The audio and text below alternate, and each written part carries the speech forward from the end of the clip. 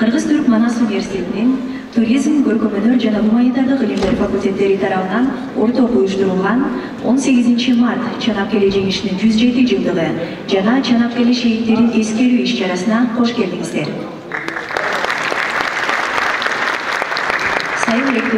Sayın Rektör Vekili, Sayın Kuzey Kıbrıs Türk Cumhuriyeti temsilcimiz, Türkiye Cumhuriyeti Bişkek Büyükelçiliğimizin sayın mensupları, kurumlarımızın sayın temsilcileri ve mensuplarımız, üniversitemizin sayın mensupları, basınımızın güzide temsilcileri, Medya Manas'ın değerli izleyicileri ve dinleyicileri, sevgili öğrencilerimiz, üniversitemizin 18 Mart Çanakkale Zaferi'nin 107 yılını kutlama ve Çanakkale şehitlerimizi anma programına hoş geldiniz. Amaç Çanakkale şehitlerin bir minütlük eskerülüğü, ondan sonra iki ülkenin uluduk kimliklerine gezektirelim. Değerli konuklar, sizleri şehitlerimizi anmak için saygı duruşuna ve ardından milli marşlarımızı okumaya davet ediyorum.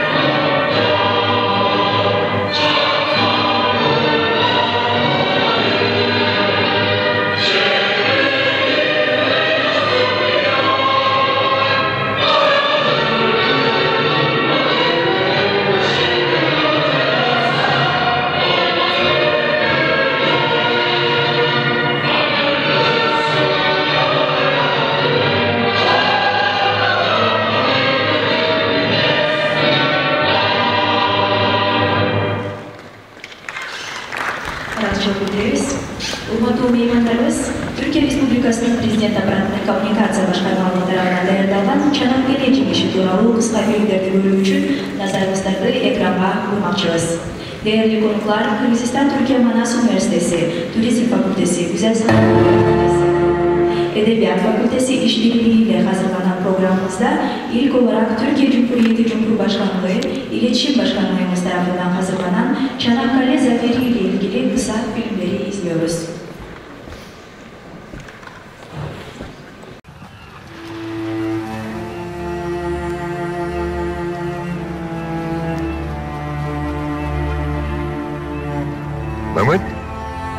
Mehmet, niye durdun oğlum? Daha yazı yazmışlar dede. Dur yolcu diyor. Ha, o bir şiir. Sen nerede olduğumuzu biliyor musun? Çanakkale'deyiz. Çanakkale tabii, Çanakkale. Hadi gel şöyle oturalım da sana bu şiirin devamını okuyayım. Tamam. Bak şimdi, dinle.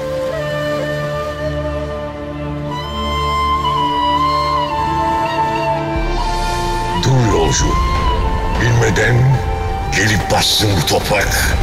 Bir devrin battığı yerdir. Eğil de kulak ver.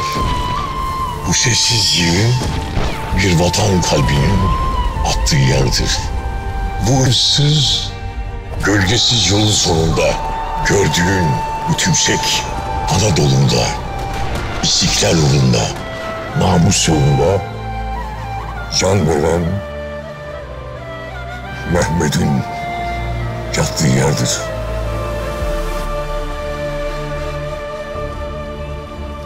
Ya işte böyle Mehmet. Yüz binlerce Mehmet bu topraklarda can verdi. Ve tüm dünyaya Çanakkale geçilmez dedirtti. Neden dede? Biz özgürce yaşayalım diye Mehmet.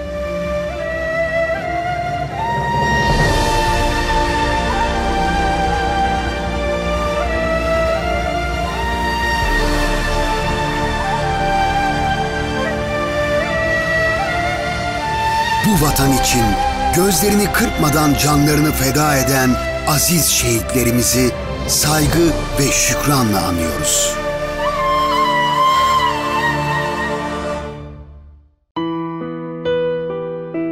Rüyası rüyamız, davası davamız, sevdası sevdamız Çanakkale. Her karış toprağında canların sebil olduğu, Bedri'nin aslanlarını imrendiren kahramanlıkların diyarı Çanakkale. Adına destanlar yazılan, anaların ağıt, genç kızların türkü yaktıkları Çanakkale. Sen ki asara gömülsen taşacaksın ey hal. Sana gelmez bu ufuklar, seni almaz bu cihan. Ey şehit oğlu şehit, isteme benden makber. Sana ağuşunu açmış duruyor peygamber.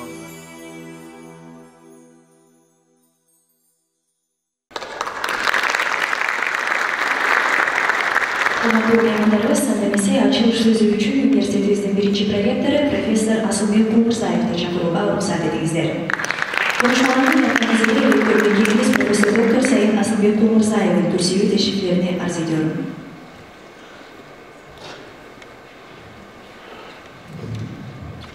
Sayın Büyükelçim, Sayın Rektörüm, çok değerli misafirlerimiz, değerli meslektaşlarım, hocalarım, öğrencilerimiz, bugün sadece Türkiye Cumhuriyeti'ne değil, tüm Türk dünyasına bir değer olan önemli tarihte bu salonda buluşuyoruz. 18 Mart bizim üniversitede bu sene 27. yıl 27 yıl ve 27.'si kutluyoruz. Orta Asya Türk Cumhuriyetleri 90'lı yılların başında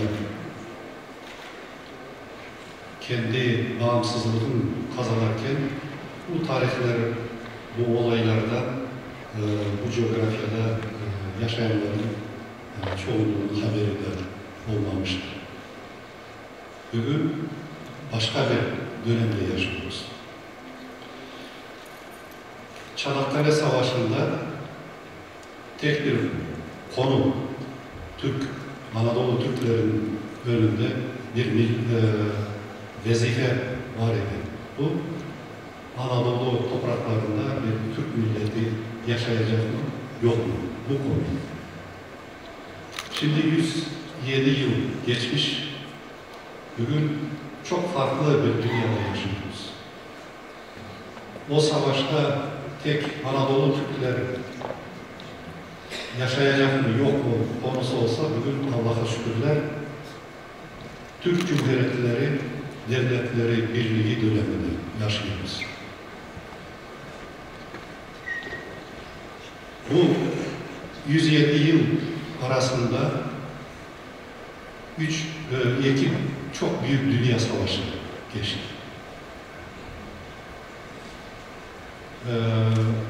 Büyük Allah korusun üçüncüsü olmasın. Çok bugünlerde dünyada çok korkunç bir olayları yaşıyoruz. Ve bu olaylarda birleşenler başaracaklar ve birleşenler kazanacaklar. Nasıl birleşenler? Bu 107 yıl içinde her türlü birlikler, büyük devletlerin birlikleri oldu. Başka bir altyapıda birleşenler oldu. Ama hepsi dağıldı. Ve bu birliklerin dağılması da bu dünyadaki yaşayan insanlara çok zarar verir. Milyonlarca insanları kaybeder. Biz Türkler birleşenlerde kimi düşünüyoruz? Bu birleşenlerin çekirdeği, diğeri ailedir. Bir aile. Bir aile bizim düşüncemizde bir kandır. Bir kan demek bir vatanın nesilleri, çocukları. Bizim atalarımız biz bir ailenin çocuklarıyız. Bunun için biz birleşmeden başka hiçbir şansımız yok. Bu dünyada başarılı olmak için.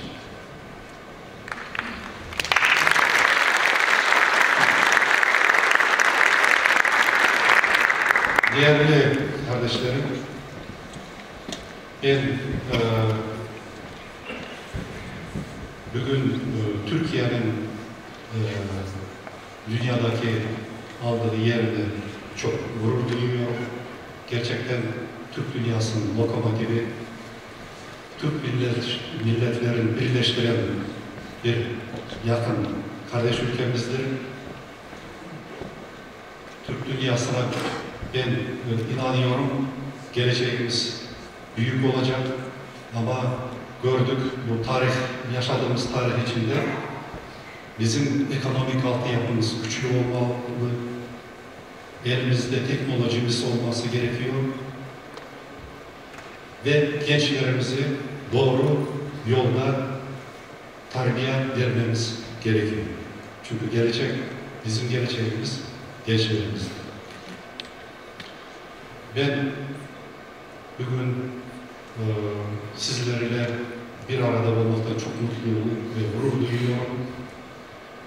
Çanakkale zaferiyle hepinizi kutluyorum. Bizim babalarımız Altay'dan Anadolu'ya kadar çok şehit vermiş. Bu ekranda gördüğümüz mezarlık gibi mezarlıklarımız çok var. Çeşitli topraklarda herkes, her Türk milleti çok şehitler verdi bağımsızlık için. Özellikle ben büyük önderimiz Atatürk'ü burada dile getirmek istiyorum. Bugünkü Türkiye'nin kurucusu önderimiz Kemal Mustafa Atatürk ve tüm şehitlerimizin ruhları şad olsun ve son yerleri cennette olsun diye Allah'tan dua ediyorum.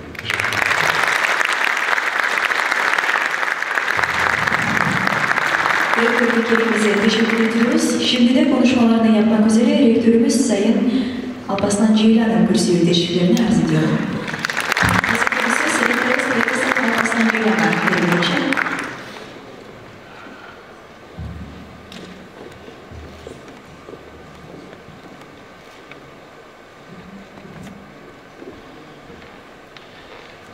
Evet, bugün önemli bir gün, Çanakkale Savaşı.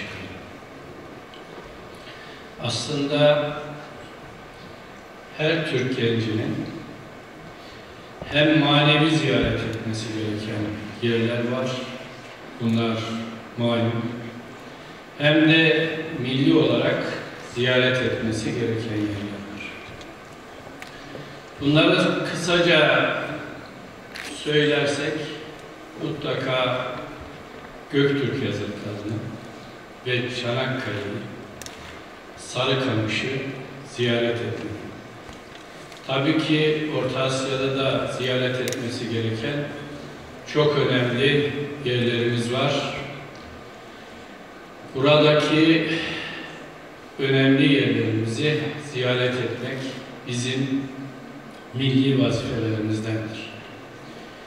Çanakkale bir destan, Çanakkale Zaferi'nin destanını yazanları rahmetle, şükranla anmak durumundayız.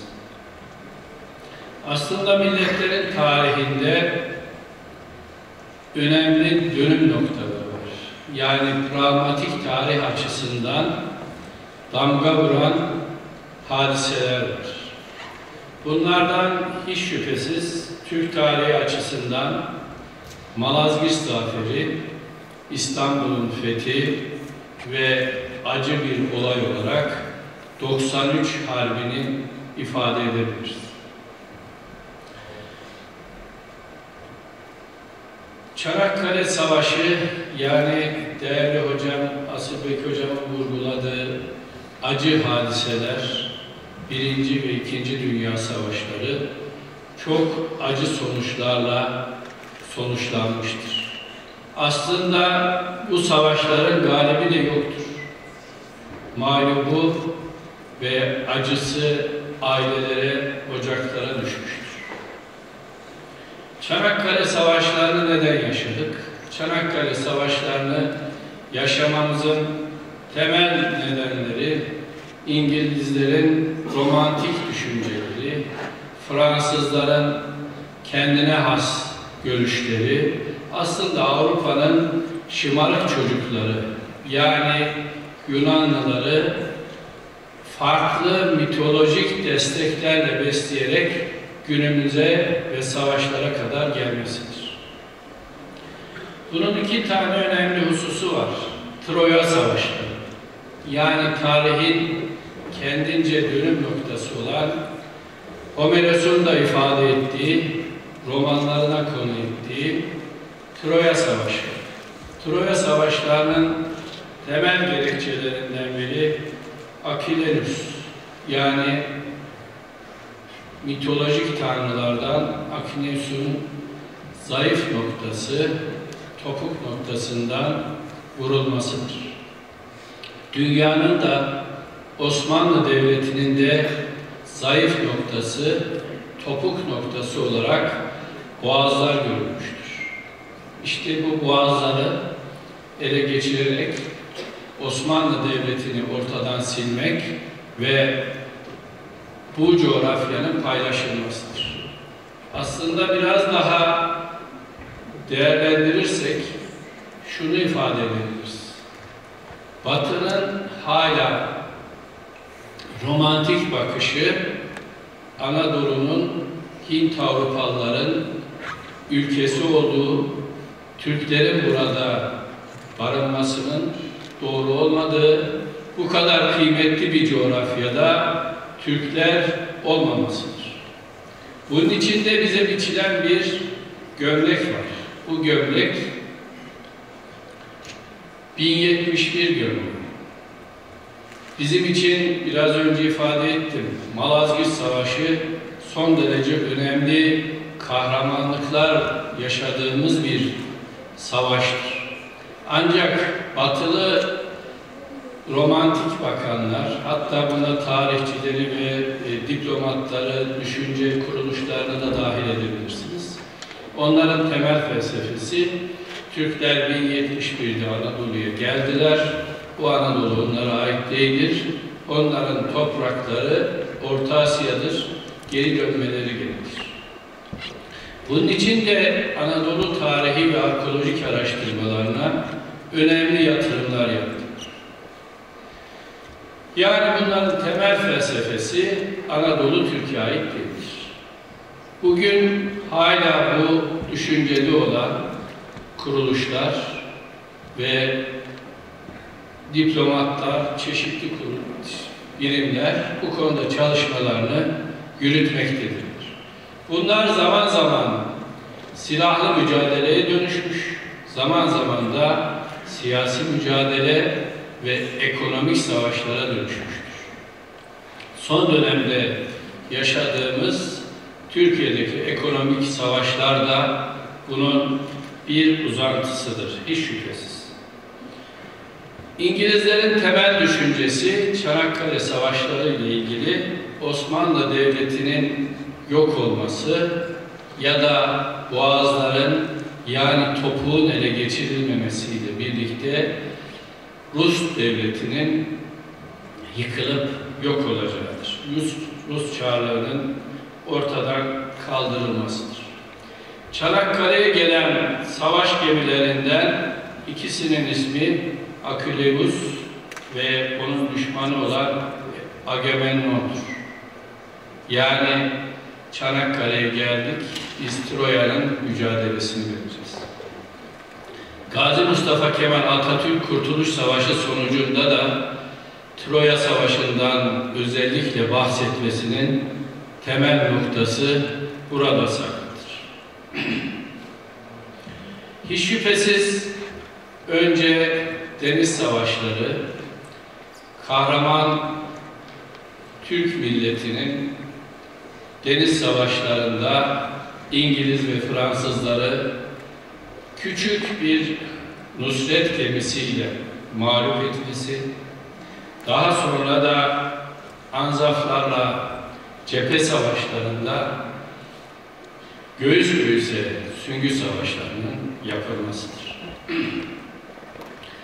Tabii bunun çok detayları geniş ama ben kısaca sonuçları üzerinde birkaç noktası üzerinde durmak istiyorum. Bunlardan birincisi Çanakkale Savaşı Türklüğün dirilişi olmuştur. Türk milleti tekrar ayağa kalkmış, mücadele etmiş ve boğazların geçilmez olduğunu vurgulamıştır. Bir başka husus, yıllarca savaşlarda yorgun düşmüş ve mağlubiyetler yaşamış Türk milletinin yeniden özgüvenini kazanma savaşıdır. Yeniden özgüvenini kazanmış ve bu aynı zamanda Türk milletinin önünü de açmıştır. Üçüncüsü, Birinci Dünya Savaşı'nın 3 yıl daha uzamasına neden olmuştur. Yani İngiliz ve Fransızlar umduğunu bulamamış, kendileri savaşmaktan kaçındıkları noktada Anzakları savaştırmış. Her zaman yaptıkları gibi. Onlar da mağlup olmasına rağmen artık bu işin yürümeyeceğinin farkına varmıştır. Bu aynı zamanda bizim Kurtuluş Savaşımızın da önünü açmıştır. Kurtuluş mücadelesinin bayrağını Yine bu savaşta mücadele eden başta Gazi Mustafa Kemal Atatürk ve arkadaşları bu meşaleyi ve ateşi yakmışlardır. Rusya'da işler karışmış.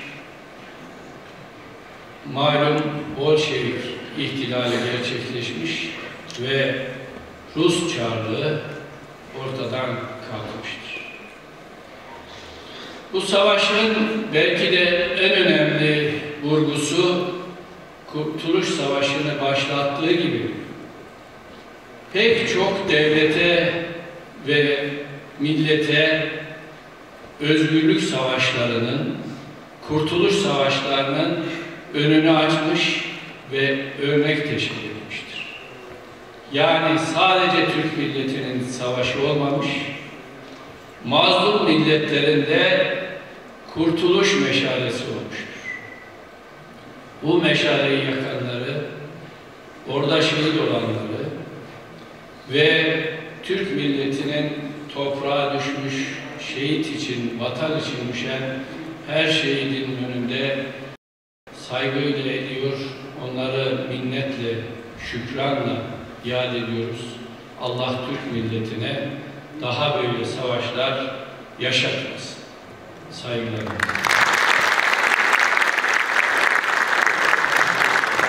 Direktörümüz Sayın Profesör Doktor Alparslan Ceylan'a çok teşekkür ediyoruz.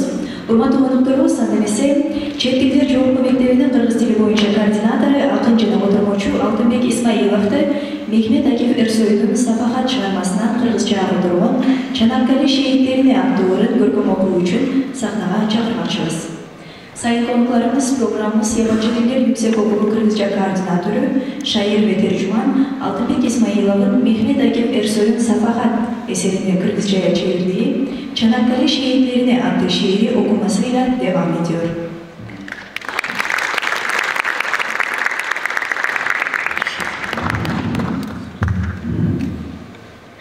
Mehmet Akif Ersoy, Çanakkale şehitlerine. Bulğanday soğuş degi, düynödө mындай kırgın bolğon emes. Bul jerge azırkıday jaynagan 4-5 ordo tolğon emes. Öldürüp jeksen kılçu, kuralın kollarına karmap ana, ötüğü yol izleşer. Döbödön aşıp uşul Marmaraga, görünböy gorizont tüp kaptagan degizdegi gemilerden kuturgan Evropalık şermende uyatı çok nebelerden. Çaldıgan alar gözgö jırtkıştay bir zamatta atıp çıkkan çoğulup toğu menen kamaktan jırtkışlarday kaçıp çıkkan gelgendey düğüne tügöl eskisi canısı da aralaşıp kuyulgan kumday kımgut ar türlü ulutlar jür karabası Kanada, Avustralya barçılap bizden alçı çalpı kegi kardanıp karap durat dünyanın çalpı jeti kontinenti. Жүздері түркін түстü, tilleri arbaşkaça karman albay, жасаған işin görsün, japayı jırtkış jana varvarlarday. Kay biri indus bolsa, kebiri kişi çekiş çındığında, kıyratıp bağırın tekşi, adamzat kılmagandı kıldımında. Bol kılım cıyırmançı, adepsiz, arsız jana nadam bile, biyikten tömön gözdey, jılmışıp kulap jatar adam nege? Çıgarıp içindegi jek körü sezimlerin karman albay, jaşır albay, çıdabay kustu alar. Ay cılbap Mehmet çıktı, japır albay. Bet kabı çırtıkıça, körüngön sulu kızday kupiyalu, beti çok yüzü kara, madaniyat degeniner şurkuyalu. Анан да коркунучту айрыкча башкалардан булардагы анткени баралардын бүт элди кыйратуучу куралдары. Талкалап горизонтту чагылган көктөн ылдый кулап булам, түшкөндө жер силкинип, түпкүрдөн калкып баары чыгат улам. Өрт бүрккөн чагылганду, бомбалар үзгүлтүксүз жарылышы, өчүшөт бирок эр жүрөк шерлер менен кагылышы. Оюлган жер алдында тозокту чагылдырган канал жатат, окопто снаряддан жан таслим болгон талай адам жатат. Өйдөн жааган октор өлүмдү жамгыр сымал чачып анан, өлүктөр жайнайт жээкте, денеси туш тарапка чачыраган. Үзүлүп колдор, буттар, кареги соолгон баштар тоголонуп, үйүнөн ар кай жерге жаны жок манжа, жасат додолонуп.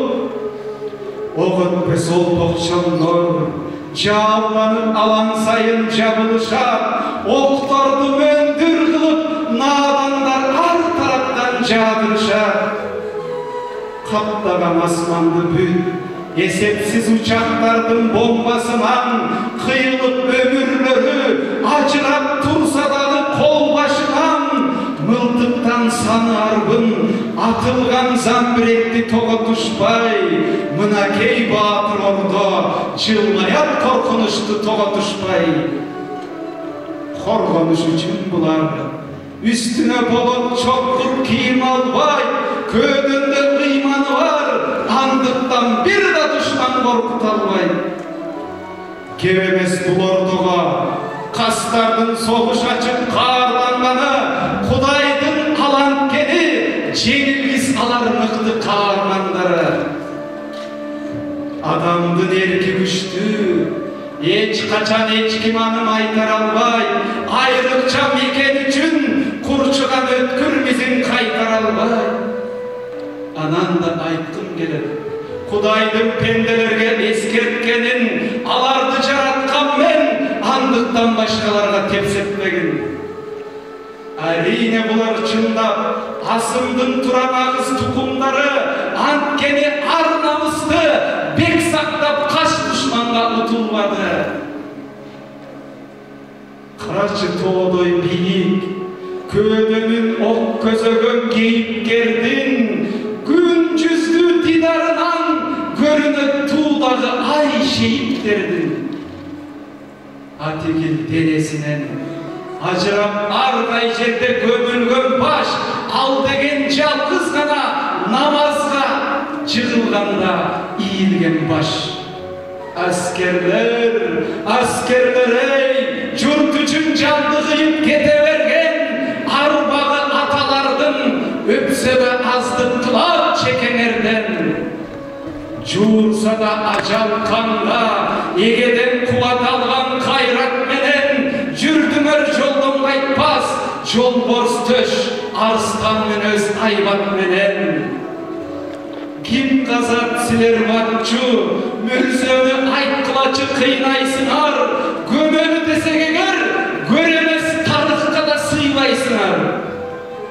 Түркүн түз китептерге батпай түк жада калса баягы көп, тек гана чалкып жаткан ааламга сыясыңар, аягы жок.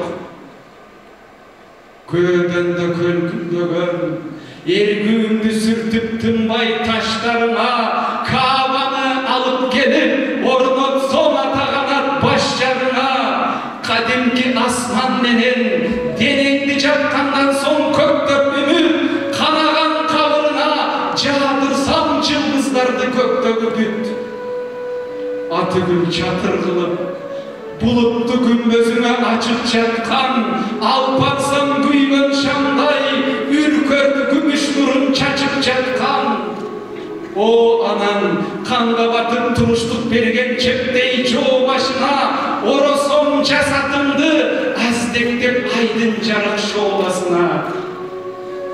Күттү Öztürk ulu gündü, caylagan yıldızlardı tarattıça, kaytarsam beytimdi, uktavay karolcuday tarattıça. Çirkin, canabağı tansam men jaratımdı kansıragan, esep terinin barın, sen için iş kıldım dep arzulagan. Karmaşık bir vakta, yurtuna jolop boğan krestüğünü, gördüm ben bugün senden, Selahattin Sultan'day jüröktüğünü. İlgerki kılıç arslan, siyah ısınmadığına tangalanın, İslam'ını unutkanlardın, çıncırın bıtçık kılıp talkaladın. Kıdırım yıldızlardı, ısımın ruhum menen cürötemi, gömülmöy kılımlarga, elesin çınlap ömür sürötemi. Hiç derse, hiç kimseni iyilegen öz ordumdan cıldıranbay, hiç kaçan erdigimdi, içine garizontta sıydıranbay. Ay şehit ulu, egerim gümböz surap kılçak tava, antkeni seni gütüp, paygambar karap tırak kucakçaya.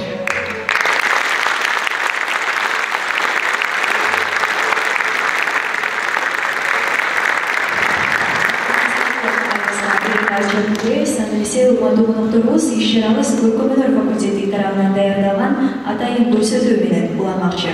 Көрсөтүүдөн кийин баардыгыңыздарды социалдык курулуштар имаратына Чанаккеле менюсүнөн түзүлгөн түшкү тамактанууга чакырабыз. Sayın konuklar, programımız Güzel Sanatlar Fakültesi tarafından hazırlanan Batmayan Güneş Çanakkale adlı gösteriyle devam edecek. Gösterimizin ardından sizleri sosyal tesislerimizde rektörlüğümüz tarafından ikram edilecek olan Çanakkale menüsünden oluşturulmuş öğle yemeğine davet ediyoruz.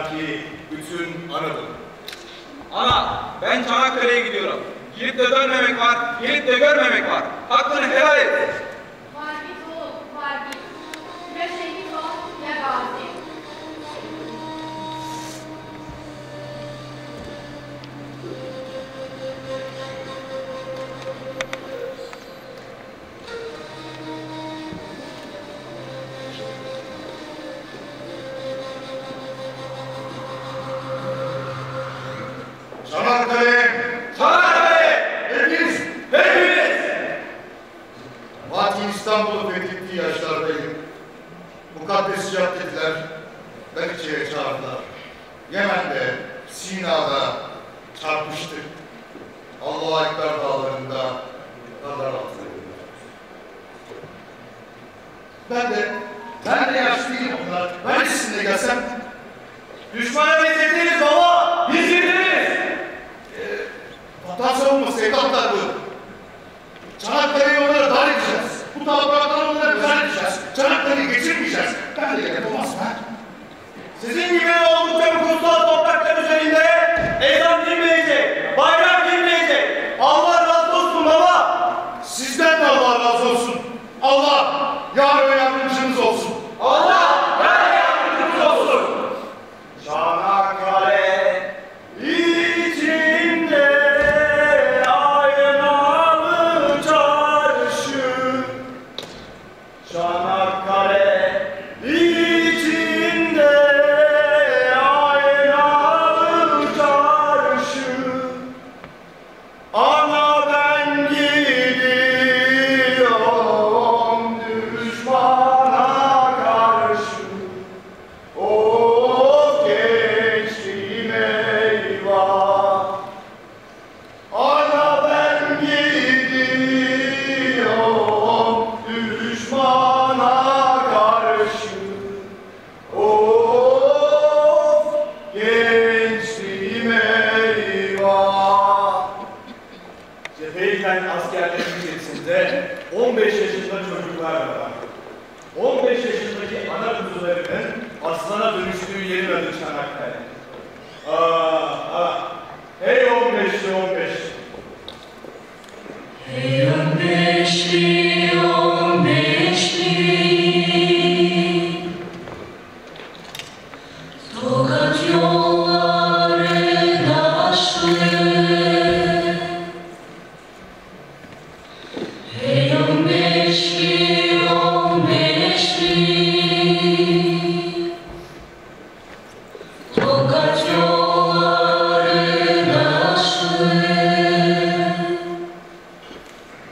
15 ile gidiyor kızların gözü yaşlı.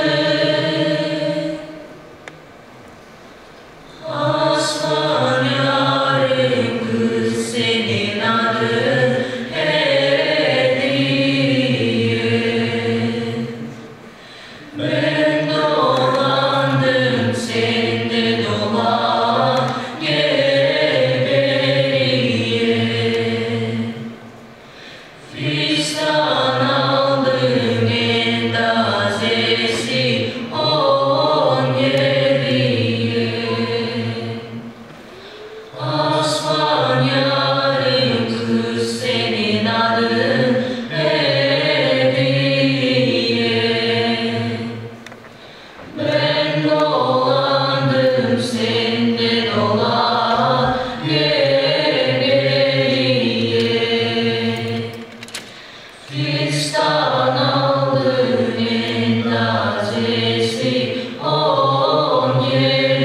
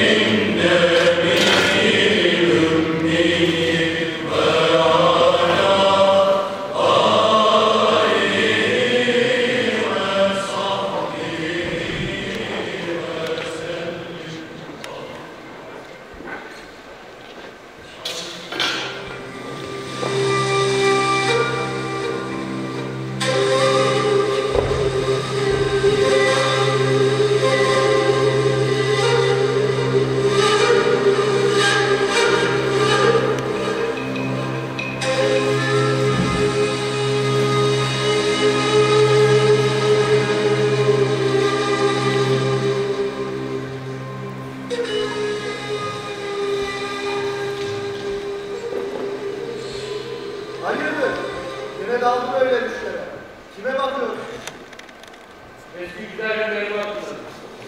Hatta şimdi de Zeynep Koyunca oynamışlar.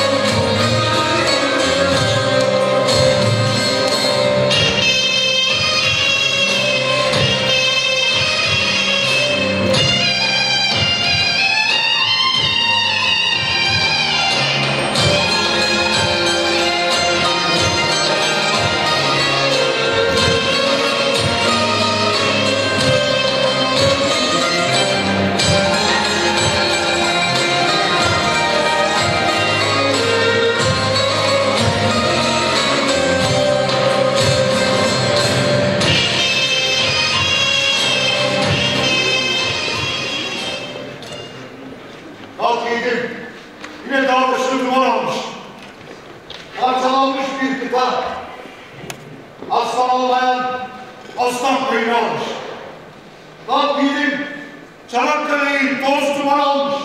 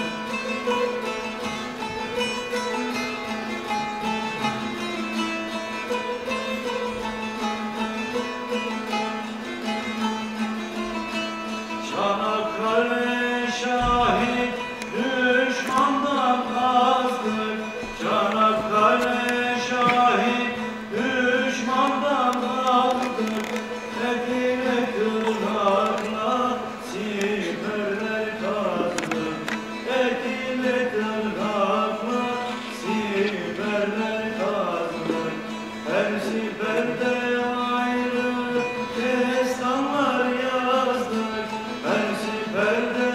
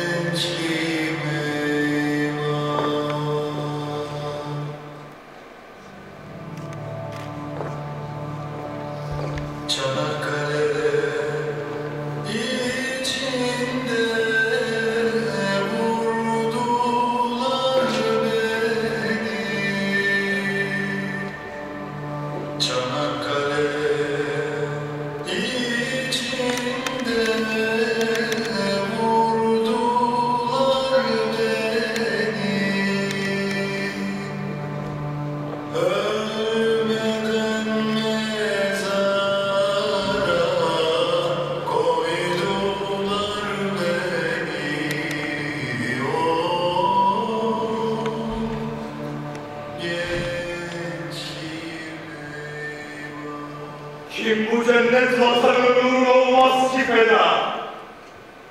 Şu heda fışkıracak sık toprağı sıksan şu heda.